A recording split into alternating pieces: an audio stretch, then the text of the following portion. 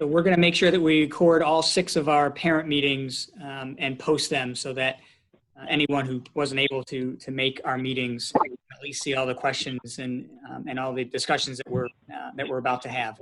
So again, thank you so much for taking an hour out of your Sunday afternoon and for joining us. And we're going to have, so we have about 200 people on this call. We'll have about 200 on each of the next 5 meetings as well. So I'm not sure how many of you have ever been on a Zoom. I'm imagining most of you have been in the last 6 months. But we're going to try to make this an hour packed full of your questions that you've already submitted and answers. And we're just going to keep going as fast as we can. We have, and before we do that though, I'm going to ask Aaron to put up that first slide for us. So we'll go through an introduction in terms of what the goals are today. So again, we had over 2,000 questions. Now, obviously, we're not going to be able to get through 2,000 questions in 60 minutes, but the key thing is that there were 3 themes that definitely came through with these 2,000 questions. The 3 themes are testing and contact tracing, cleaning, masking, and distancing, and then also instructional models, like tell us more about the hybrid model, tell us more about the remote model. And we have, as you can imagine, we've been working since March on planning all kinds of things. And believe it or not, we're also getting updates by the day from New York State Ed and from the Department of Health. So most of the answers today, and I will tell you when I don't know something, I'll absolutely just say, I don't know the answer to that one. It's still sort of fluid.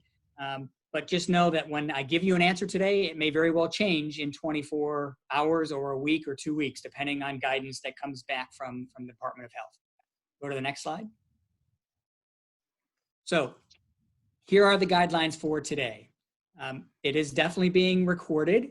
And that is just to make sure that our entire community can sort of watch or have access to this on demand. And I've talked to you about the 60 minutes. We're going to use something called the raise hand feature. It is something that's part of Zoom when we are able to go to live questions, which will be a couple times during the next 60 minutes. Please stay on mute. That's probably the most important guideline, because it makes it really hard if there's background noise. And then the last one, I know that over the last 6 months that I know I've been stressed, I've been fatigued, I've been frustrated, but I've been doing my best, as I keep telling my wife anyway. Sometimes she believes me. But we also know that parents have also, and students have been feeling stressed and fatigued and frustrated and anxious. And I just ask that over the next 60 minutes, we understand that some people might have very different views on how things should be done, but just keep in mind that we are trying our best with the information that we have, and just, kindness goes a long way. All right, so here we go. So my name's Carmen Gamina, I'm the superintendent. Brian Neenan is here, he's the deputy superintendent. We have 2 experts from operations, Brian Freeman, who's our CFO, and Blaine Cunningham, who's our director of buildings and grounds. From instruction and student services, we have Colleen Armstrong. She'll be able to answer some questions about IEPs and services and 504s. Aaron Land is our director of elementary ed. Dave Swinson is here in case any of you want to get a job or drive a bus. He can make that happen for you. From building administration, we have Miss End from Clem South as a principal from Clem South, Mr. Powers, the principal from Willink, and Mr. Benz, the principal from Schrader. And for technology and educational instruction, instructional technology, our co-directors, Mr. Zimmer and Mr. Montemero. Again, those are your 3 themes: testing, tracing, masking, distancing, and cleaning, and our instructional models. We're going to start off with questions from about the instructional model first. Okay. So, and I'm going to actually pull up some of the questions that we received. I'm not sure if, let's see, like Marianne DeMario had asked, is there consistency across teachers regarding platforms? There were a lot of different platforms last year, and Tony and Kelly Bartozowitz, can you provide more detail on the plans for the 2 days of remote learning? And Heather Koenig asked, if we pick the hybrid model, is it okay to switch to the virtual if the hybrid is not working out? And then Lindsay Bogat, and I'm gonna butcher your names, but Lindsay, you write, how are the standards per grade level going to be met with the limited amount of instructional time? So, and there were many others, but those are 5 that that will hopefully be answered over the next few minutes. So, if a family opts into the 100% remote learning model, okay, so their children are going to be home, and they'll have their devices from school, and attendance is required. It's like they're attending another elementary school or another middle school or high school that's here in Webster. So it's the Webster remote school. So attendance is required. I'm going to skip that third bullet because I'm going to turn it over to Ms. Armstrong in a second. And you can, when you opt into this, you're opting into it for the semester. And the reason is we need to staff our in-person model, right? So we need to know, like, how many classes do we need to be at Plank South, or how many classes do we need at Schrader? And we need to staff teachers for that. And we need to make sure that we staff it so that we can still have distancing. If all of a sudden students are going back and forth between virtual and the in-person, we could actually have an influx of students, not have teachers, and then have to sort of stuff kids into classrooms. And then that sort of defeats the whole purpose of our distancing. Now, students can move from hybrid to remote. So if you start off in person and it's not working well, that's an easier switch to go to remote, because we don't have to worry about distancing. But if your child has many services, whether it's IEP or really it's IEP services, those may be tough to really do remotely right away. So there might be a delay between that hybrid to remote switch. But that is an easier switch to do. From in-person to remote is much easier to do for us than remote to in-person. So that third bullet around IEP programs and services, if you are a remote student, 100%, you still are going to receive the services that you have on the IEP. Obviously, they're going to look a little bit different, but I'm going to have Ms. Colleen Armstrong, who's our executive director for student services, sort of chime in here. Go ahead, Colleen. Thanks, Carm. Yeah, we did get several questions. Just looking at my list as well: Kayla McGee, Amanda Kuchenbaker, Mary Beth Covert. You're really wondering about what will that look like in the 100% remote learning option. We are required, and we will fulfill the programs and services that are on a student's IEP. As you said, it might look a little different. What will definitely be different for this school year versus what it looked like in the spring is that there will be a schedule to follow. So for example, if your child has speech twice a week, there will be a schedule for you. So you will know that these are the 2 times that my child will receive that speech through remote learning. For hybrid or the other models, that will look a little different. It'll be a combination of services. And then one of the other questions that we received a lot about IEPs, Ms. McGee asked this one as well, are they going to be able to get the testing that they needed to have prior to the shutdown? And absolutely that we will do that. We have a safety protocol to be able to bring your child in to do that testing. But our office is always here for individual questions, because as an IEP is an individualized program, each child's situation is a little different, and we are happy to answer any questions that you have specific to your child's learning plan. Thanks, Colleen. So we're gonna stay on this 100% remote for a moment or two, and then we'll transition to the hybrid model. All right, but we're going to stay on 100% remote and focus on elementary. So many questions for this one, and So students, elementary students who opt into this model, they will follow a schedule very similar to the in-person model as well. So they will be assigned an AM group or a PM group. Okay, they'll have a live teacher, right? And they'll go through some small group, large group instruction as well. It'll be approximately 2 hours each day. And there will be an ELA block, a math block, and a social emotional learning block. Okay, so that's during the live piece. Right?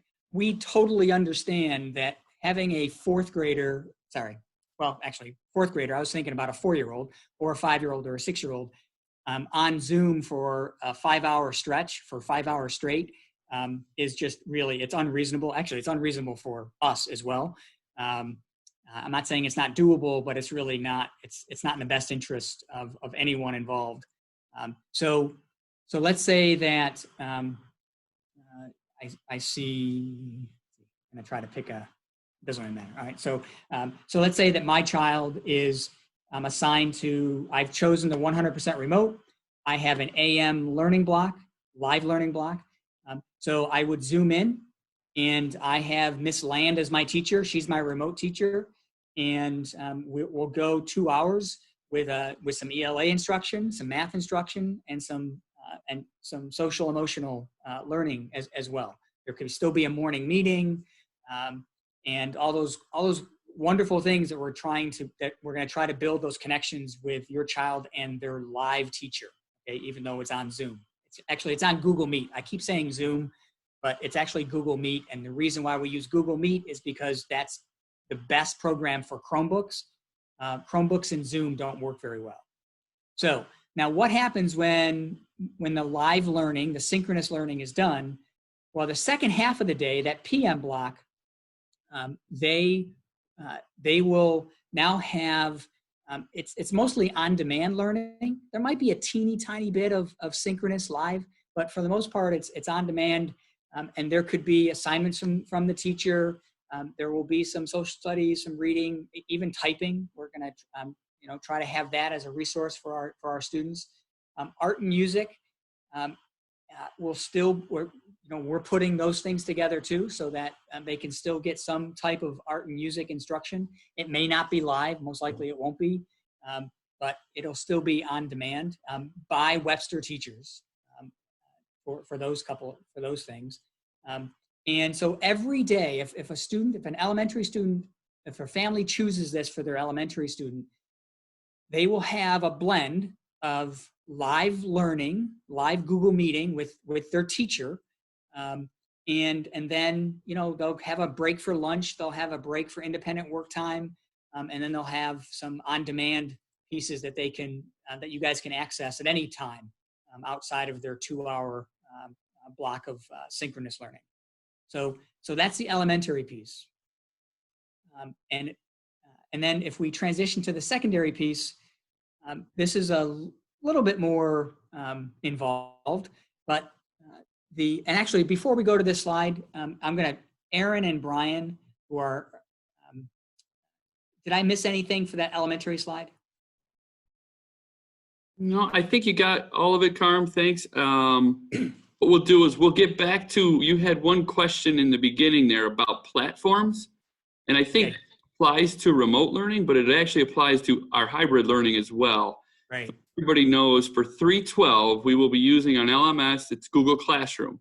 So you may or may not be familiar with that, but everyone will be using the same thing, 312. For K1 and 2, actually UPK 1 and 2, we'll be using Seesaw. And I know some of our parents are familiar with that as well, but it's more appropriate for our iPads that we use at those levels. It's also more appropriate and easier to use for those kids. So that was one thing I wrote on my notes that I wanted to add in. So, but other than that, nope, you got everything else, Carm. Great, thank you. So let's look at the secondary. So and we are expecting about 12% of our entire population to opt into remote learning. At least that's what is what you are that's what you're filling in on that survey. That's going to be due next in 3 days on Wednesday. So you might say, oh, 11%. Well, 11% of 8,400 kids is almost 1,000 students. So, or 12%. So we do expect a whole bunch of about 12% of our secondary students to be 100% remote. So they will follow a schedule that, now all of our kids, secondary, they're going to be following they're going to get an 8-period schedule. Every single student, 6-12, whether they're remote or whether they're in person, right? So you have 8 periods. And so for the remote students, on odd calendar days, like September 13th, September 15th, and so on, they are going to be live. They're going to follow and go into their live sessions for their odd periods. Okay, so on odd calendar days, they're going to go 1, 3, 5, 7. Now, during 2, 4, 6, 8, they can still meet with those teachers, maybe for some extra help, maybe for office hours if they have questions on the independent assignment they got the day before. But they're not. That part's not mandatory. Put it that way. All right. So 1, 3, 5, 7, they better show up, because that attendance. They're attending school. They have to attend these 1, 3, 5, 7 on odd days. On even days, it'll be 2, 4, 6, 8. Right, and then they can chime in on their odd periods for some extra help. Now, I was a former AP teacher, AP biology. That's what I taught, and I may very well end up asking some of my students for AP classes and maybe any other class to say, listen, I know it's an odd day, and you have me during block 4, which is an even period, so you don't have to come today, but I really need you to come today. Okay? Because we're talking about this lab and I really need you to be there. So teachers will be able to sort of mandate attendance on those off days, just so that everyone understands that, right? But sort of at that minimum, on odd days, odd periods, even days, even periods. So every day a student's going to have live classes, some independent work, and then they can check in with their teachers. And every day they get a lunch, and they probably have a study hall in there too, because they're following their typical 8-period schedule. Now, why do we do it this way? Well, it's the same reason and the rationale for the elementary piece as well, which is just to have any student be on Zoom from 8:45 until 3:15 for 6.5 hours straight was just going to be too much. So we thought that this was a nice way to sort of meld the needs of the students and also that academic rigor as well. Brian and Aaron, did I miss anything? No, that was perfect. Yep. Okay. Very good. All right. Why don't we go to the next slide? So this is the in-person, and as soon as we're going to do a hybrid elementary and a hybrid secondary, and then we're going to take a 5-minute break, and we're going to ask for live questions from you. We'll probably have time for like 3 or 4 questions from you, right? So hybrid learning option for elementary. So this is in person, and as you know, you've been assigned an AM or a PM slot, right? So, and it is approximately 2 hours, and I know one of the questions that first came out was, well, how is that a half day? Our half days are usually 2.5 hours. That's what they've been forever and ever and ever. I won't get into the math, because in terms of, you take out lunchtime, sometimes you take out recess as well.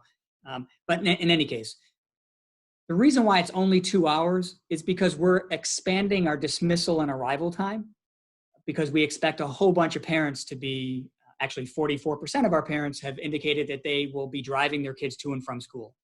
So that's eating into the 2.5 hours.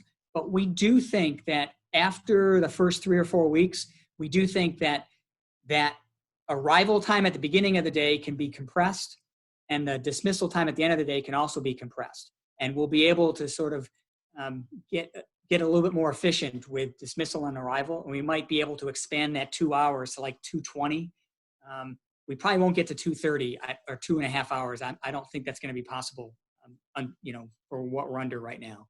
But in any case, that was the rationale behind 2 hours. So during those 2 hours, they'll have the ELA block, a math block, and a social emotional learning block with morning meeting and get to know you.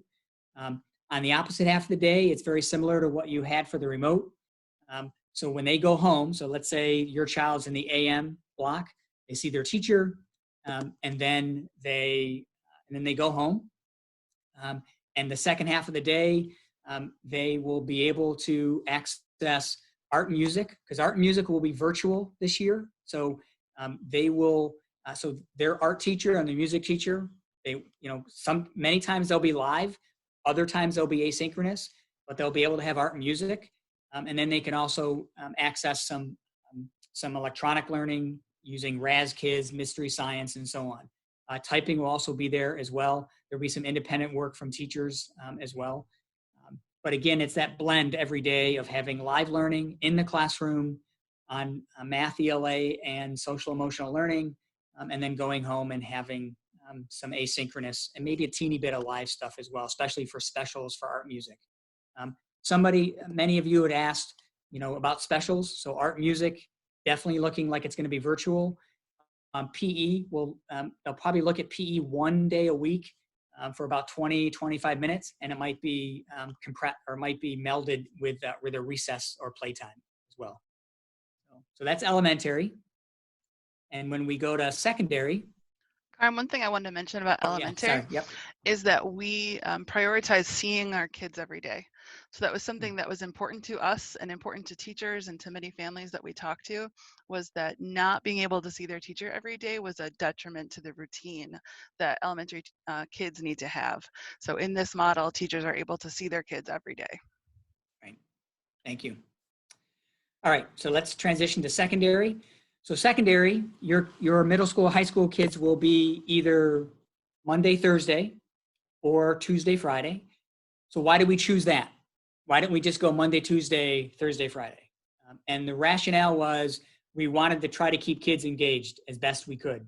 And we didn't want them to have 5 days away from their teacher.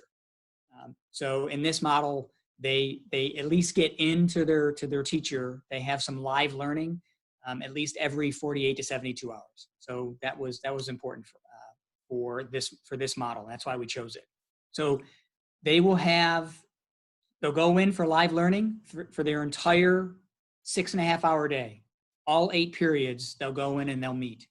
And then on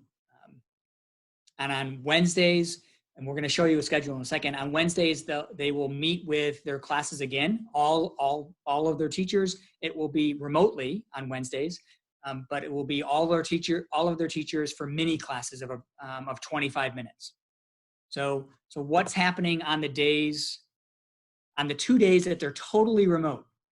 Well, they're still learning. Okay, so if anyone says, well, they don't have school on those 2 days, yeah, they do. It's remote school.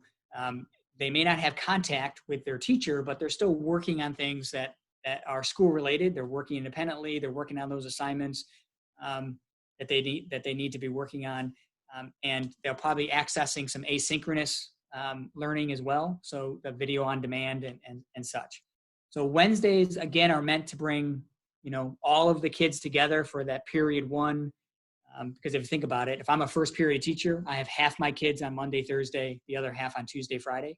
But on Wednesdays, they all come together remotely. So that's a secondary piece. I want to show you the schedule. So this is a traditional 8-period schedule. That's the piece on the left. Right? So starting at 8:45, ending at 3:15. Classes are 40 minutes long. Right? So for those of you who, I think most of you on this call most likely went through a traditional 8-period day. And some of you may have gone through a block schedule as well. But, so you meet all your teachers every single day. And so that was the rationale for going to this model was, they're only going to be in school for live learning 2 days a week. Let's make sure they see all their teachers for 40 minutes. On Wednesdays, that's the table on the right. On Wednesdays, you can see everything is, it's 25 minutes with 5-minute passing time. And remember that a student has a lunch in there as well, because they're going to follow their schedule. So they probably have a lunch in there and probably a study hall as well. So they're not Zooming the entire time or Google Meeting the entire time. Okay. So I think that's the last slide on instructional models. Okay.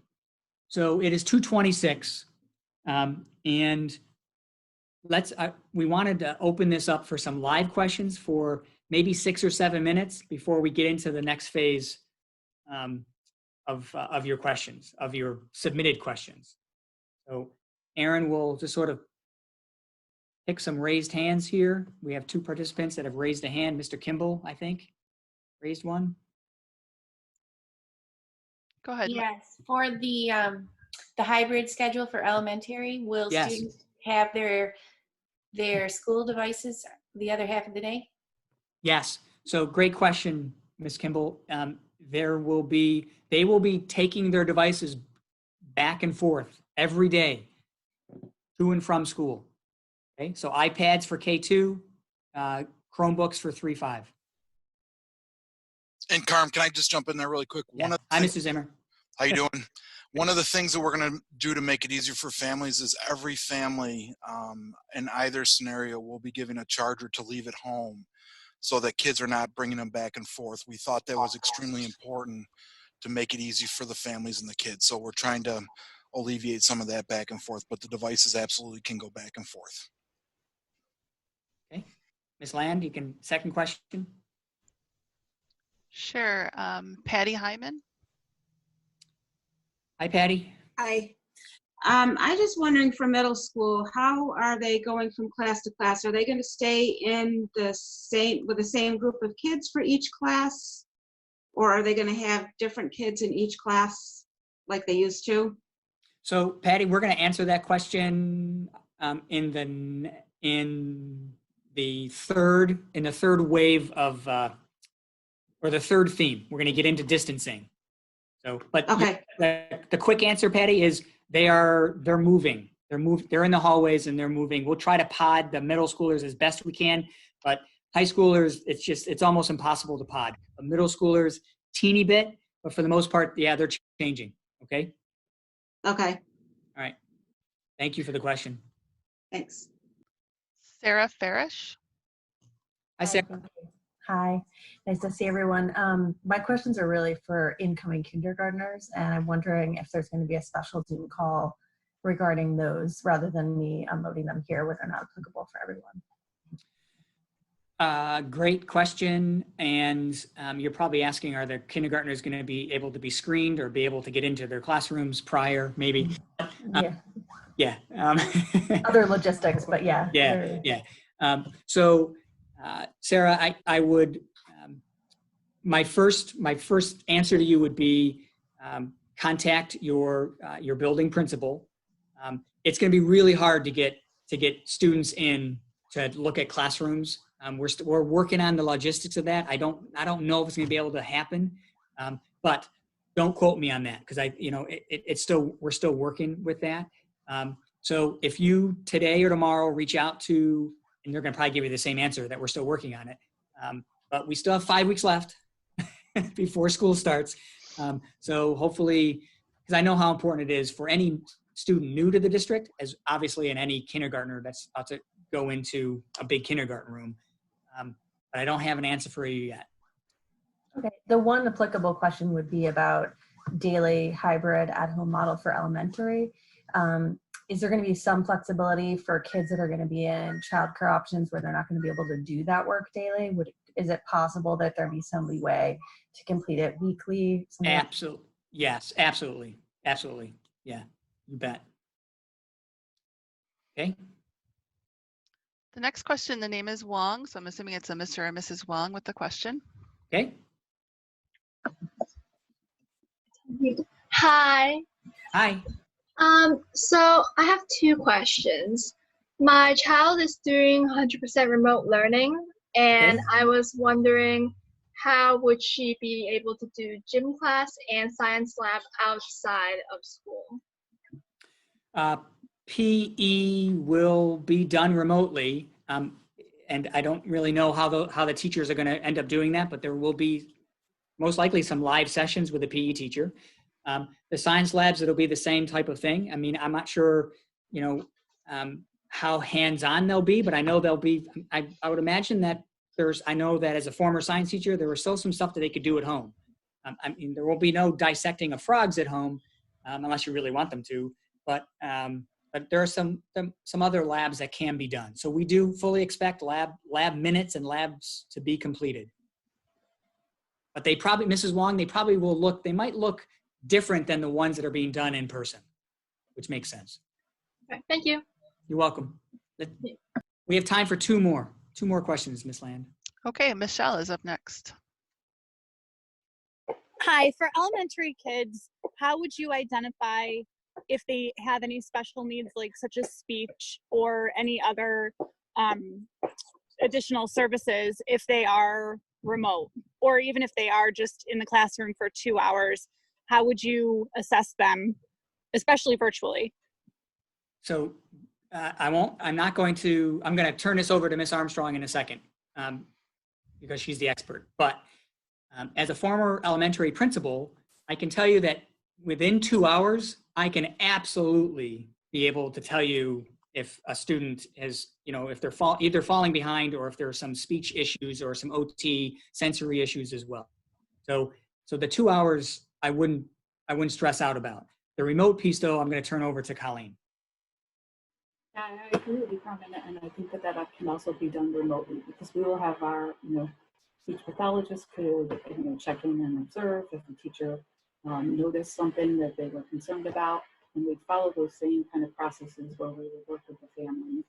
And as parents, you can always request that someone, take a peek at your child or do an assessment. That is always something you can do, and you would do that right through your building as typical. Thank you. You're welcome, Michelle. We're going to take one more question. Now, don't get frustrated because I know there are still 12 more people that had their hands raised. At the end of this call, within about 30 minutes after this, we're going to send you a feedback form. So you can still write down some other questions that you had, and we'll try to answer them either via email or via the FAQ that we have posted on our website. Go ahead, Ms. Land, the last one. The screen name is Deitch Miller. Okay. Hi, thank you. I was just wondering for the virtual learning, if we choose 100% virtual learning, is the AM/PM schedule that we already received applicable to the 100% remote as well, or will we be receiving a new AM/PM schedule for that? That's a great question. And Ms. Land and I just talked about this last night. We most likely, you know what, I got a 50-50 shot here. Because the one that you have right now, it may very well be, the one, but I can't guarantee it because it all depends on how many students end up choosing remote, and then we're probably going to have to resort. So, Aaron, am I getting that right? So, sorry that I can't be more specific. That's okay. Do you have an idea of when you would be able to give that information out? Yes. Most likely within the next 10 days, 10 to 12 days. Aaron, does that seem logical? Yeah, I hope sooner. The survey responses are due Wednesday, so we want to do that as soon as we can possibly do that for families. Yeah. So certainly within the next 2 weeks. How's that sound? Great, thank you. Okay, you bet. All right. So we're going to move on to the second theme. And the second theme was testing, screening, and contact tracing. So the number one question, which is not on this slide, the number one question is on the next slide, but had to do with what happens if there's a positive test. Okay? And we're going to talk about that in a moment. So, but let's go through these bullets a little bit. So there will be a health screen that will be completed daily at home. Okay? That includes a temperature scan that mom and dad are going to have to do. But if the student, and they're going to input this, we're going to have an app, which is actually going to even help during arrival and dismissal when you guys come on to the campus with your cars. The same app is going to be used to let us know that you're there. So you will screen your child, you'll take their temperature, you'll chime in, there are no symptoms, temperature is normal. But if you forget that, we will have a list at each building. Okay, these children need to have their temperatures checked, and we'll be able to do that. Okay, so temperatures can be checked. We're not going to check temperatures at the door per se of every single student, but for those students who aren't screened, we'll be able to make that happen. Is testing mandatory? Is COVID testing mandatory before we return to school? And the answer is no. It is not mandatory at this time. And I can't imagine it will be, because we don't have like the New York State doesn't have the reagents to really make this happen, right? And the CDC and our departments of health are saying, listen, we don't want everybody tested right now, because we just want the people tested that need to be tested, because we don't have enough supplies, right? So will we do any testing? No. We do not do testing on grounds in the nurse's office at all. Okay, that's all done pediatrician's office, urgent care, or some other sites, testing sites that are out there. So what happens if a person falls ill during school? And so this is falling ill. This doesn't mean that they have COVID. It just means, you know what? My daughter Gracie is not feeling well. And you know what? The teacher sends her down, and they'll probably triage her probably in the classroom first. The nurse will probably ask her, okay, what are the symptoms? They'll go to really an isolation room. It's a supervised room. The kids won't be alone. And the parents will most likely be notified. Now I say most likely will be notified because if the student comes in, and I used to see this a lot when I was principal at State Road, if a student comes in after running around outside during recess, let's say it's only for 10 minutes, but they come in and they're not feeling well and they have a stomach ache. Okay, you know what? That's because you were running around like a banshee and your face is really red, and we just need you to relax a little bit, and I bet you the stomach ache will go away. But let's say there are some other things. Let's say there is a fever. Let's say there is shortness of breath, or there's, they're coughing. Parents are notified, and most likely the parents will transport home. And then from that moment, it really is that partnership between parent, pediatrician, perhaps the Department of Health, we'll get to that in the next slide, and the school district, right? And because it all depends on what the pediatrician and the Department of Health are saying about that illness, that will drive the return to school. That will drive that timeline, right? So, and many people asked, well, what's going to happen to the other kids in the room? What's going to happen to the teacher in the room? Well, it all depends on, like, we don't shut the room down because someone goes down with a stomach ache or someone goes down with a cough, right? So what we're waiting, and this is based on from what Dr. Mendoza is recommending. And luckily, I'm in contact with Dr. Mendoza, with the other superintendents, every week. So these are the types of questions that we're asking him as well. So let's say that my daughter Gracie goes, she doesn't feel well, we take her to the doctor, they give a COVID test, and we go to the next slide. And now she tests positive. Okay, so now Gracie tests positive for COVID. And so what do we do? Well, this is where, again, that partnership is vital. So the Department of Health is absolutely the lead agency, okay? And they will run the contact tracing. And now, obviously, we're involved because they're going to be asking us, who was the child, what room were they in, who were the other kids, who were the adults, and what was their exposure. So what Dr. Mendoza has really made clear is, listen, if the child was only in there for a few minutes right off the bus, and then they were sent off, but they were wearing a mask and everyone was wearing a mask and they were only in there for a few minutes, then that's really minimal exposure. They define exposure as more than 10 minutes in close proximity without a mask. Okay, so that's why masking is so important. And that's why distancing is so important, because it really does protect us even if someone is positive. Right? So they will determine level of exposure for everybody else. They will determine who's being quarantined.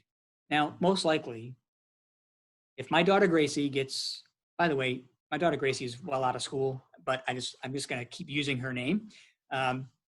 But if she tests positive, most likely, and she's in elementary school, most likely her classroom will be quarantined. That pod will be quarantined for 14 days, most likely. But we will work with the Department of Health in terms of notifying families. We have to make sure that we maintain privacy, and this is that fine balance between HIPAA laws and actually saying the name of the child, but I'm sure most people will know anyway. And then we can be able to work with, okay, how long is the isolation? How long is a quarantine? And who's involved? Now, and this is the hard part, right? Because elementary school, the kids will be potted. They're only in there for 2 hours. They're all gonna be together, 8 to 12 kids, right? The middle school and high school, it's harder to do because the kids are going to be switching. And so then we look at exposure. And that will be, again, we'll rely on Dr. Mendoza and his team to help us through this.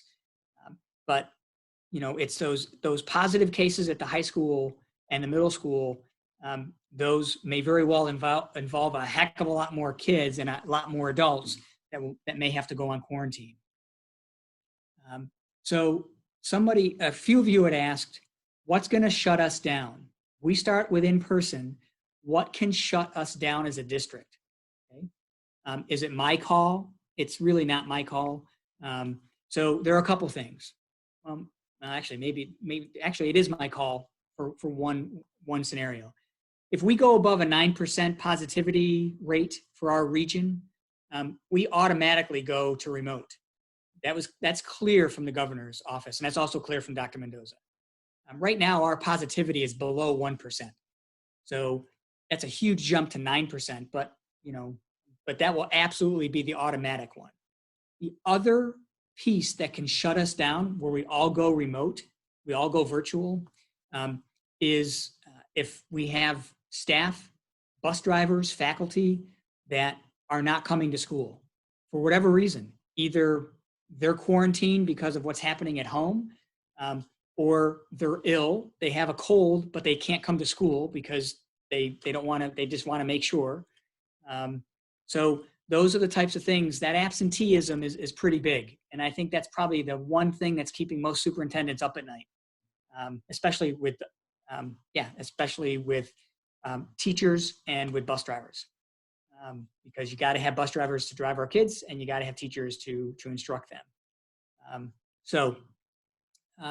Somebody had also asked, what can get us back to full-time in-person learning? So 5 days a week, 100% of our kids allowed back to the classroom. What can do that? Most likely it's going to be a vaccine, because what's keeping us from 100% right now is the 6-foot distancing rule. There's just no way to get all of our kids in a safe way and maintain 6 feet. So how do we get rid of that 6 foot? How do we get rid of that 6 foot requirement? It's going to be either herd immunity, which ain't going to happen on its own, or it's going to be the vaccine. So, I hate to be the bearer of bad news, but I just want to tell you what I'm thinking. And what I'm thinking is we're going to start with hybrid. And until we have the vaccine and most of us are vaccinated, we will not be back to 100% in person. Unless we get so low in the infectivity rate that Dr. Mendoza and Governor Cuomo say we don't need 6 feet anymore, we can do 3 feet. That would really help us as well. So, all right. Is this the last one for testing and contact tracing, Aaron? Okay, so it's 2:45. Let's do questions for 10 minutes or so, or 9 minutes or so.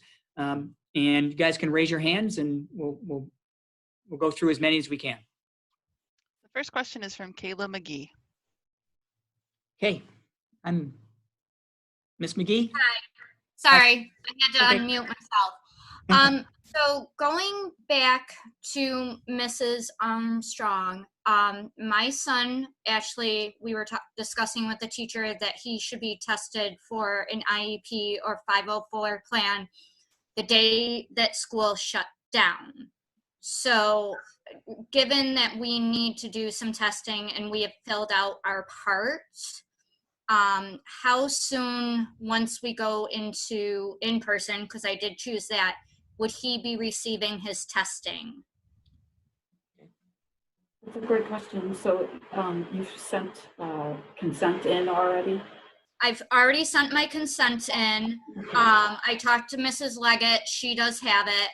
The school psychologist called me at the very beginning of the summer, but because the governor didn't approve in-person testing yet, we have been playing the waiting game. So I'm kind of just wondering, like, how that. Yeah. So Colleen and Kayla.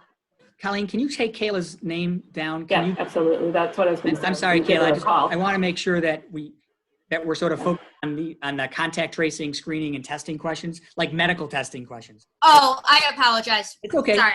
But Colleen will absolutely get back to you either today or tomorrow. Okay. Okay. Wonderful. Thank you. No problem, Kayla. Teresa, you're up next. Oh, I think she put her name down. No, it's okay. I had to unmute myself. I was trying. Hi, Teresa. Hi. Okay, so with the elementary school, so for example, my mother has to help out with pickup, drop off, and all that.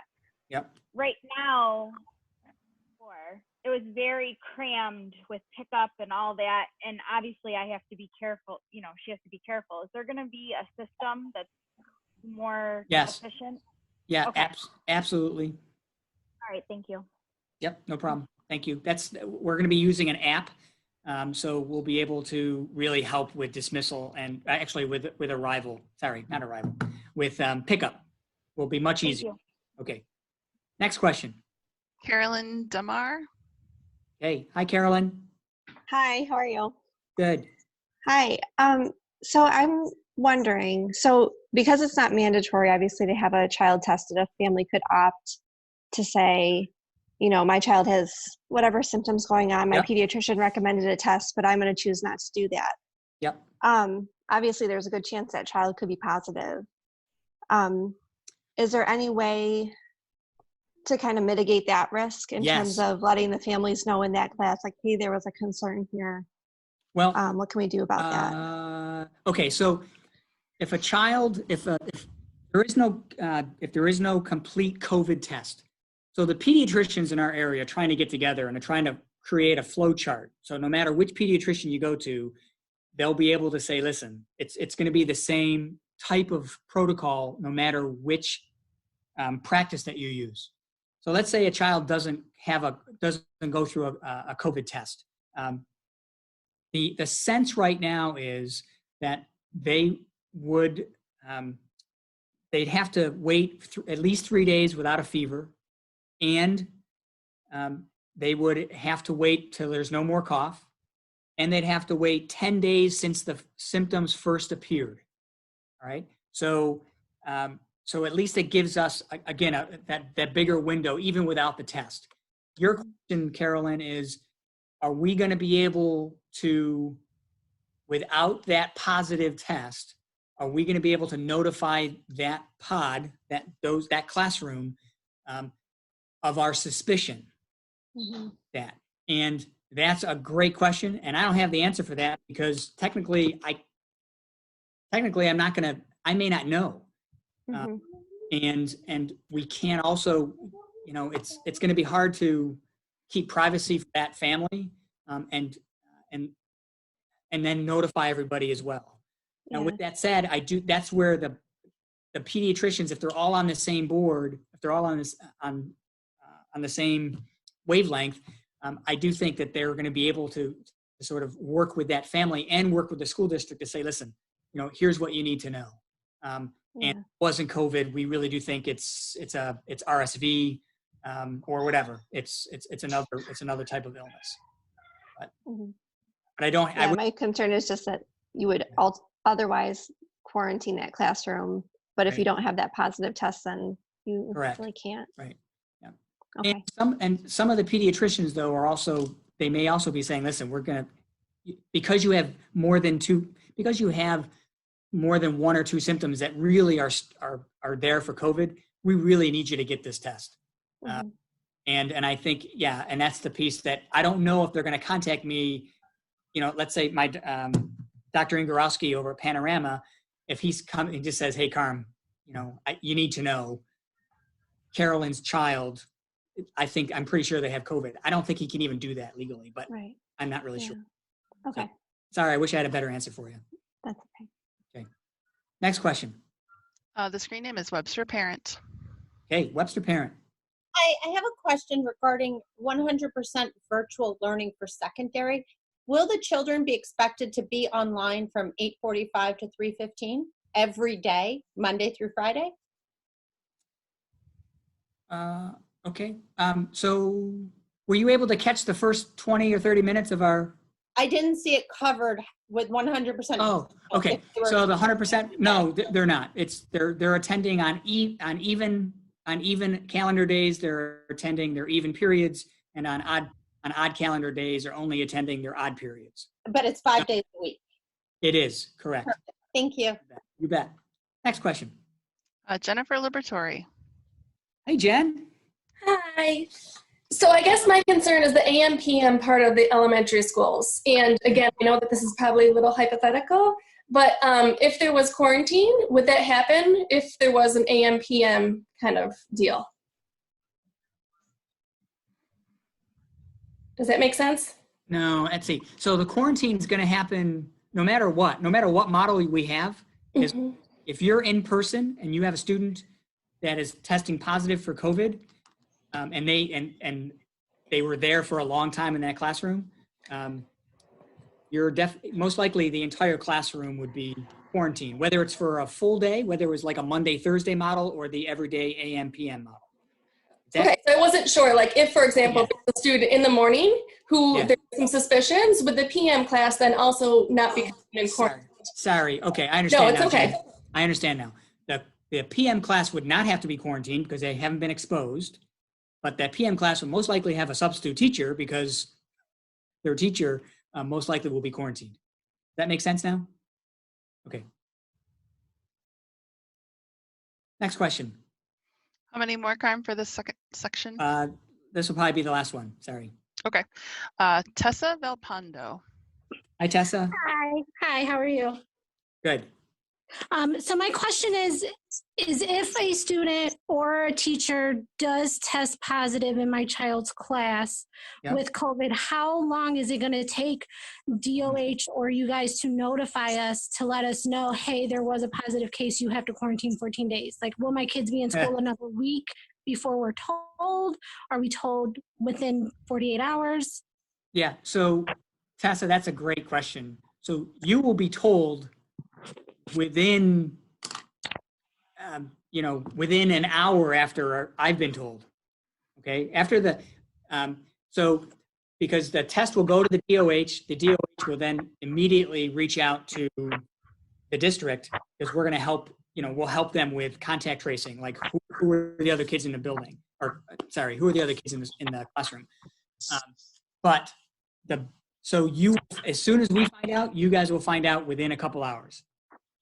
So how soon are you finding? Yes, that's really the question, right? So Tessa, I totally get that. And, right now it's, there are some tests that are coming back within 24 to 48 hours. And that's the timeline that Dr. Mendoza is sort of giving us. But we also know that there have been issues with testing. And so it could be 3 days or 4 days. Okay. Yeah, I know. It's not the answer you want to hear. It's not the answer I want to give, but most likely it'll probably be 24 to 48 hours. Okay. Okay. All right. Thank you. All right. So I know there are 10 other people that have a raised hand. Sorry about that. You can add your questions to that feedback form. And you can always email me directly too. I don't mind doing that. It might take me a day to get back to you or so, but I'll try to answer as many of those as I possibly can. So let's go to the last part. I know we're going to go over an hour. I hope you guys don't mind. We'll probably go an hour and 15, hour and 20. So maybe an hour and 15. So the last theme is around cleaning, distancing, and masking. So we're going to sort of break this up a little bit. All right. So we're going to focus on the bus first. So buses will have they're at least at 50% reduction, if not more. All right. Because we're only transporting half our kids anyway, because everything is hybrid. And then of those half, 44% of our parents are saying that they're going to transport their children back and forth from school. So most likely our buses, if I'm a betting man, if I look at the math, they're going to be probably a quarter filled, which is awesome because there'll probably be, there's more than enough room on the buses. So one child per seat, except family members can sit together. High contact areas are disinfected in between bus trips. Excuse me, in between runs. And then really intense cleaning happens at the end of the day. So in terms of hand sanitizer, you can send your kids in with as much hand sanitizer as you want. We have hand sanitizer that we get bulk from the state, and we can't have that on the bus for a variety of reasons, but your hand sanitizer is fine. And then some people had asked about, can we put like plexiglass barriers up? Plexiglass is flammable, so we can't use plexiglass. And we can't use anything that's going to block the vision of the driver. So we're just going to, again, we won't have too many kids on the bus, and the seats are high enough that we should be okay. Next slide. So the elementary classroom. Sorry, guys, I don't have COVID. Went down the wrong tube. All right, elementary classroom. We're expecting 8 to 13 kids. 13 is probably high, but 8 to 13 children. Remember, they're in there for 2 hours a day, right? Maybe 220 by the time we get at arrival and dismissal. We get that more efficient. So the mask's going to be on at all times. At the direction of the teacher, if they're doing something and he or she knows that they're apart more than 6 feet consistently, and there's no chance of them coming within 6 feet of each other, okay, do I expect that to happen? No, I don't. I would imagine for 2 hours, we're all wearing masks, okay? High contact areas in the classroom are cleaned, well, the classroom itself, the high contact areas are cleaned between the AM and the PM session. And we'll also be cleaning, hallway stuff and whatever it is, that's cleaned throughout the day. More intense cleaning happens after all the kids leave. In terms of who's cleaning the classroom between the AM and the PM session, that's like an all hands on deck, right? We have approximately 85 minutes to clean. And so we'll hit those high contact areas, but all of us are getting trained. So it's basically, you're trained how to use which bottle and how to wipe stuff down. The products that we're using are hydrogen peroxide based. I'm going to turn this over to Brian Freeman in a second, or to Blaine Cunningham, who's the expert on this, but they're really safe. Hydrogen peroxide is a really safe thing to use. I would not suggest ingesting it, but it's a really it's a nice safe thing to use. And Mr. Cunningham, can you just add to this if you don't mind? Yes, certainly. Thanks, Carm. Yes, we've been lucky enough to been using our product throughout the years in our regular cleaning and our bloodborne pathogen program. So our staff is highly trained on it. It's called Oxivir TB. It's from the company called Diversity, which is a national company. And they are actually continuously coming up and training us. And then just through the MSDS sheets, just to know that this product has a 000 rating for HMIS, which the zeros basically is first part about safety in terms of reactivity and flammability. So it has a 000 rating, which is one of the safest products on the market.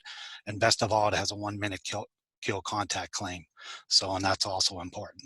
So we really think by attacking this issue by going in and doing high contact cleaning in between, and then thoroughly cleaning at night by cleaning, you reduce skin oils and things of that nature, which will also enhance and keep that contact kill time where it needs to be.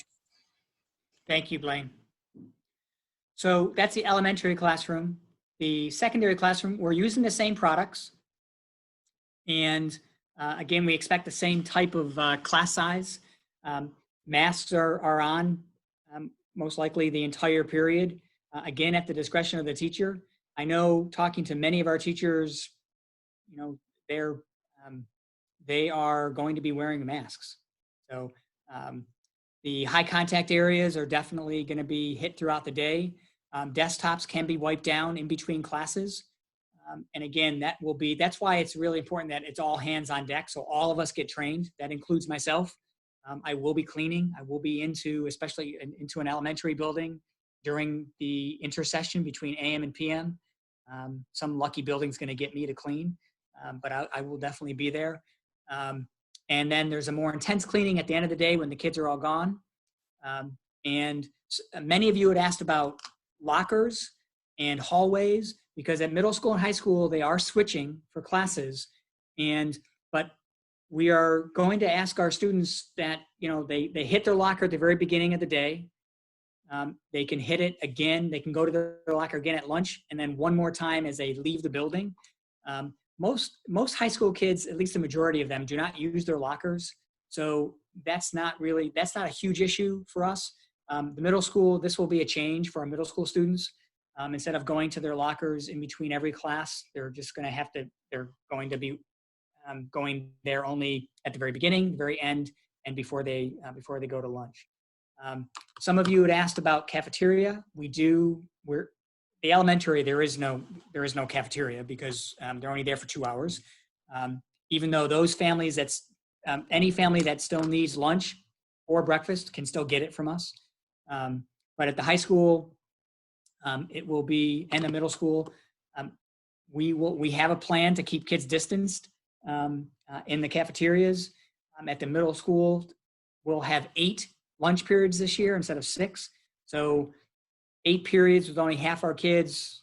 There are going to be very few kids in the cafeteria. And at the high school, it's similar, but our high school at Schrader, it's a big enough area we can spread our kids out.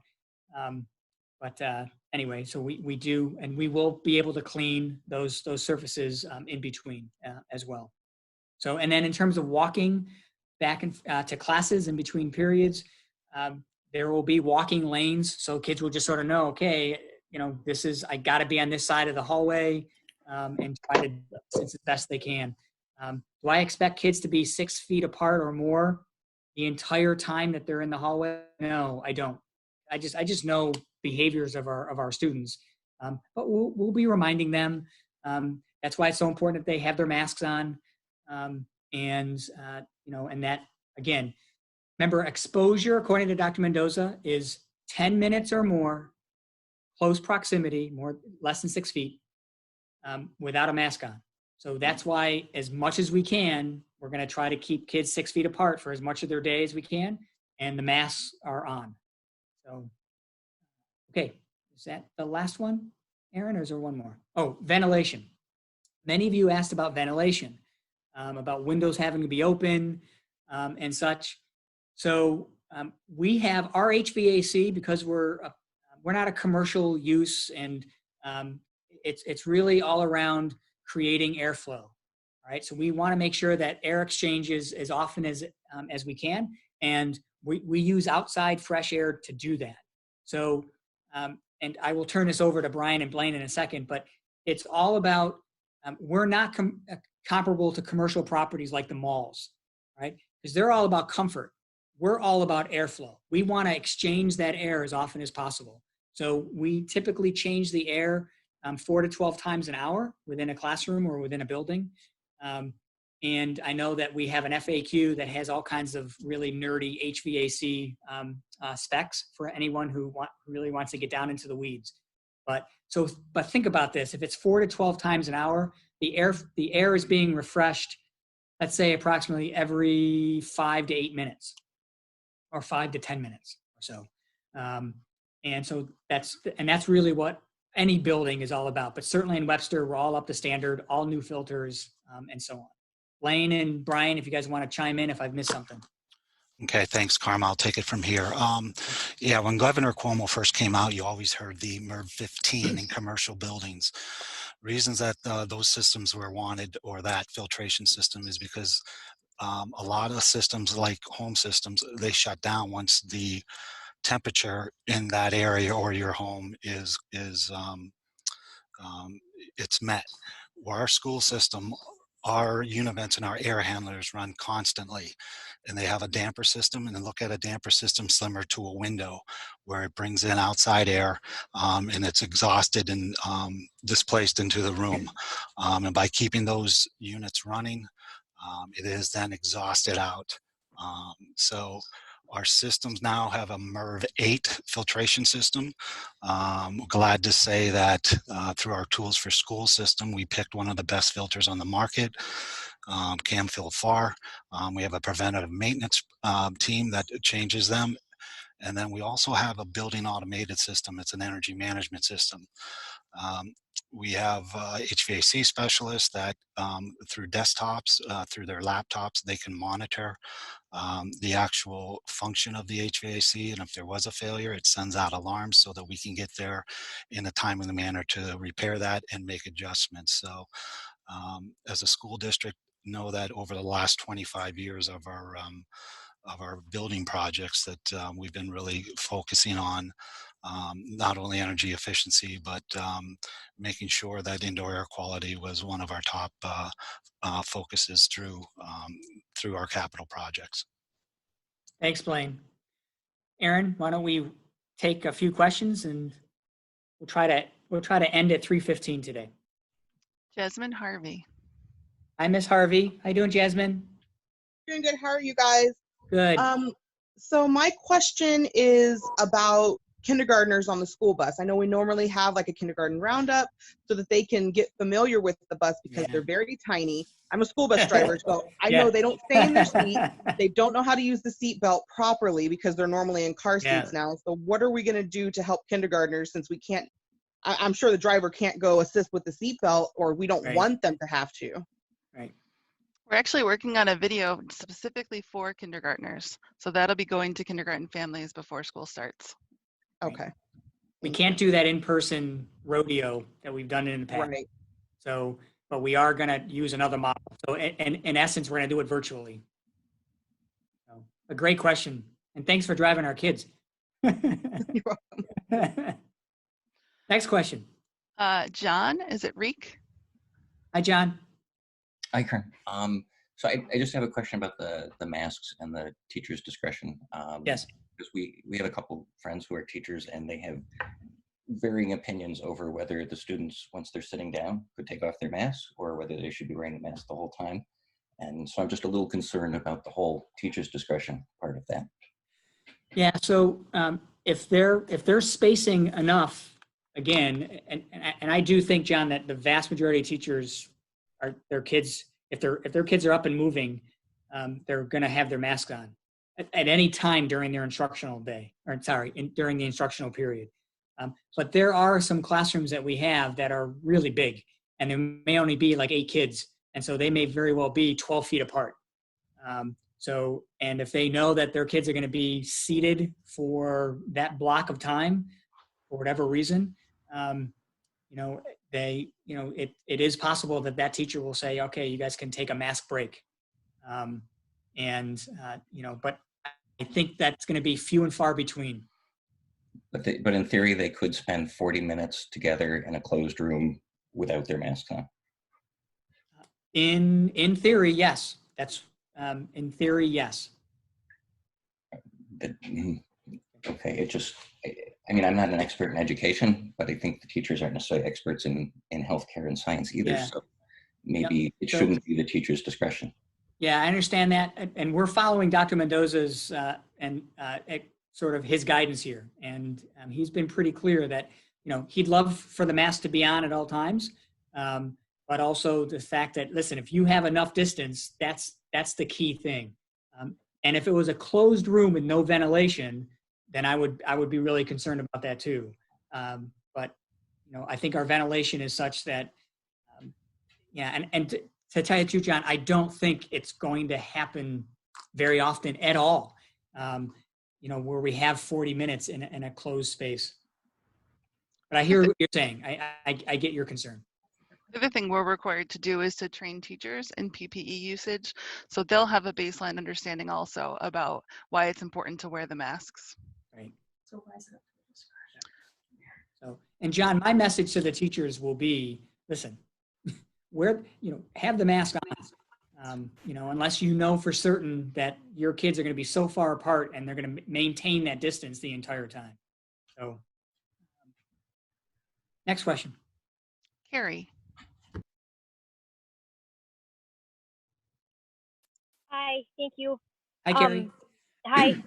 So John pretty much asked the same question that I was going to ask, but it does make me nervous that that this is at the teacher's discretion, because I know that viewpoints differ so wildly on masks right now, and I am concerned about them saying the same thing, and with 40 minutes in a classroom without masks on, even if you're socially distanced, that room is still shut up and everything else. And so that's one reason why I said my daughter could go back to the hybrid, to being partly in the classroom, because I really want her to be there, but I am concerned about them taking their masks off. Okay. I hear you. Here's the sense that I've gotten from all the teachers because we've had probably 20 different meetings with teachers at least. Well, and I won't even count all the faculty meetings as well that have happened since, let's say, June. I have a feeling that the teachers, I have yet to meet a teacher that thinks that this is fake, that thinks that masks are not needed, that don't follow science. I've yet to meet a teacher like that. So I do think that, that this is not going to be an issue. I could be wrong, but I just think that the vast majority of teachers understand what we're up against, and they understand science, and they understand what how important the guidance and following Dr. Mendoza's recommendations are. Okay. But if you do have teachers then that are giving those kids a mask break, and if there is an issue with, if the kids are not wearing masks and it turns out that one of them is positive, can you then turn around this, at teachers' discretion and say masks are absolutely mandatory then? I mean, is there wiggle room here? Yeah, there is. And I think I would take that from, I would take the lead from Dr. Mendoza and the Department of Health. But but again, if all of a sudden if we have a spike of COVID within our buildings, I think everyone at that point is going to be saying, listen, I'm never taking my mask off ever. But I also think if we have a spike, if we have a spike, we're probably going to, I think there are other ramifications for our district as well for that because I don't think we'd be in person if we're going to be looking at a true spike. So, but I understand. Okay. Sorry everyone. I don't know. But I understand, Carrie and John, I understand what your concerns are. And I also think that the teachers share your concerns. Okay, thank you. Thank you. Next question. Sarah Irizarry. Hi, Sarah. We can have one more after this, Erin. Okay. Hi. Hi, Sarah. Was about masking, and I it's really important.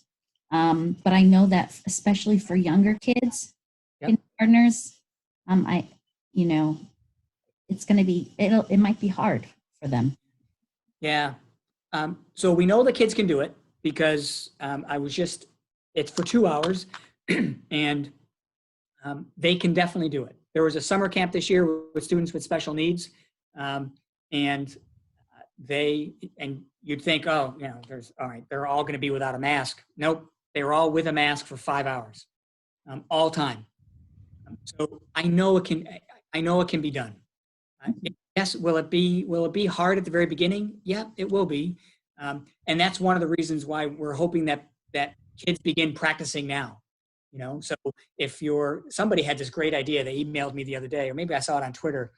The rule that mom and dad said was, listen, if you're in front of a screen during the summer, if you're in front of a screen, you got to have a mask on. So that was their motivation, because if they still wanted their screen time, they had to actually use a mask.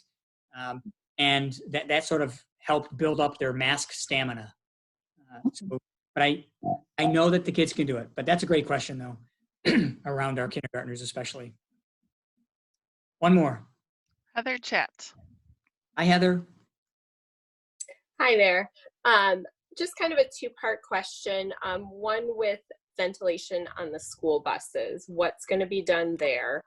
And when the kids get to school, are they going to be required to wash their hands, use hand sanitizer?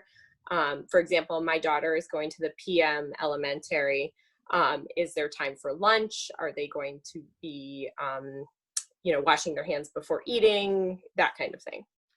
So the lunch and eating is easy because they're only there for 2 hours. So there won't be any lunch and there won't be any eating. Definitely going to be washing their hands. That's going to be one of the number one things that all of our elementary and even middle and high school kids will be learning about is hand sanitation, which is really, it's just as important as masking and just as important as distancing, according to Dr. Mendoza. So time will definitely be built in for that at different parts of the day of the 2 hour block. And the school bus, the ventilation, I'm going to turn this over to Brian. While the weather is great, the windows can be down for sure. Right. I don't know, when it's -10, well, whatever. When it's sub-zero wind chill, I don't really think the windows will all be down. But Brian, what are your thoughts? So you're absolutely right. The ventilation is as good as the weather is outside. That's the easy part. But we are looking at guidance coming out from the state that we'd be able to keep the emergency hatch open a touch on the top of the bus, which normally we can't, to create some additional airflow within the bus as well. But other than that, windows cracked slightly would be the best ventilation we could do throughout a normal run. Okay. Just to follow up on the no lunch thing. So for example, my daughter's doing PM and then she's going to do after school care. Yep. When does she eat? Yeah, so we do, I'm sorry, I sort of misunderstood. I thought you were asking about going to the cafeteria for like regular lunch. Sorry. We do have, Heather, grab and go meals for our kids for morning and afternoon for those kids that need it. Okay. So, and so they'll be able to eat and they'll be washing and sanitizing before and after as well. Okay, thank you. So again, first of all, I want to thank everybody.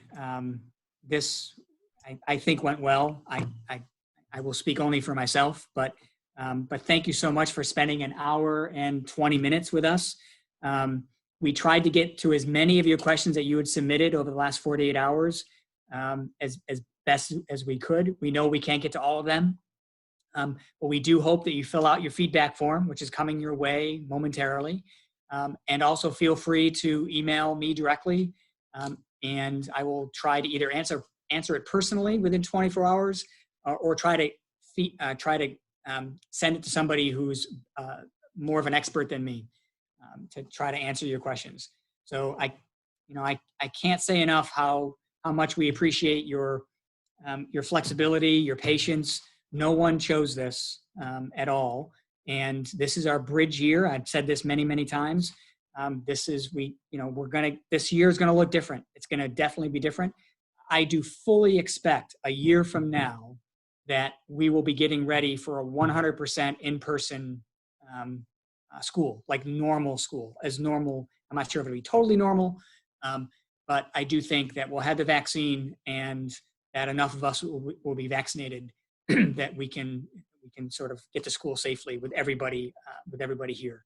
So, but again, thank you so much. I appreciate all your time, and we'll be in touch. I'll keep sending out my updates every week. Okay. Thank you, everybody.